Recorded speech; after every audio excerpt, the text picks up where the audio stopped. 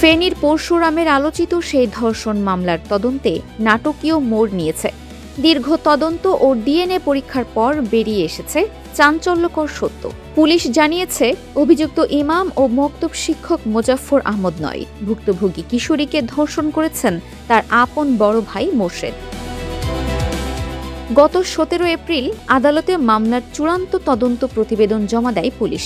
প্রতিবেদনে নিরপরাধ মোজাফফর আহমেদকে মামলা থেকে অব্যাহতির সুপারিশ করা হয়েছে এবং আপন বোনকে নির্যাতনের দায়ে ভাই মোর্শেদকে প্রধান অভিযুক্ত করা হয়েছে। মামলার তদন্ত কর্মকর্তা আশরাফুল ইসলাম এই তথ্য নিশ্চিত করেছেন।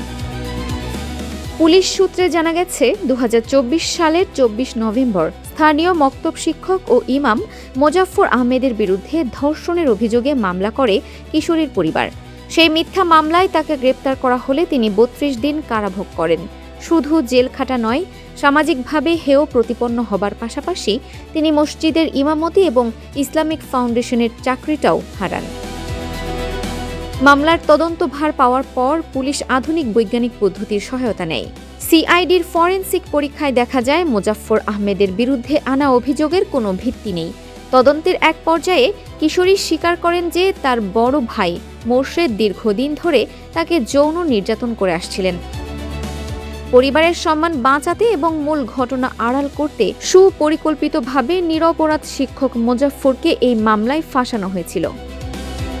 পুলিশ বলছে, ঘটনার সত্যতা নিশ্চিত করতে কিশোরীর সন্তানের সঙ্গে তার ভাই মোর্শেদের ডিএনএ পরীক্ষা করা হয়। পরীক্ষায় শিশুটির সঙ্গে মোর্শেদের ডিএনএর 99.99% মিল পাওয়া যায়, যা বৈজ্ঞানিকভাবে নিশ্চিত করে যে মোর্শেদই শিশুটির জৈবিক পিতা। এরপর পুলিশ মোর্শেদকে গ্রেপ্তার করে এবং বর্তমানে তিনি কারাগারে রয়েছেন। কলঙ্ক থেকে মুক্তি পাওয়ার পর ভুক্তভোগী ইমাম মোজাফফর আহমদ বলেন, সত্য কখনো চাপা থাকে না। মিথ্যা অভিযোগে তিনি কেবল তার সম্মান আর চাকরি হারাননি, মামলার খরচ মেটাতে তাকে জমিও বিক্রি করতে হয়েছে। তিনি এই ষড়যন্ত্রের সুষ্ঠু বিচার ও উপযুক্ত ক্ষতিপূরণ দাবি করেছেন।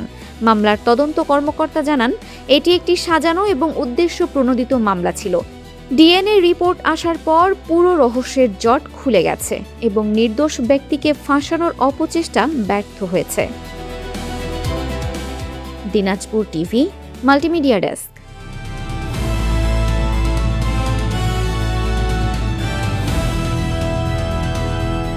দিনাজপুর টিভি, মানুষের জীবনের কথা বলে।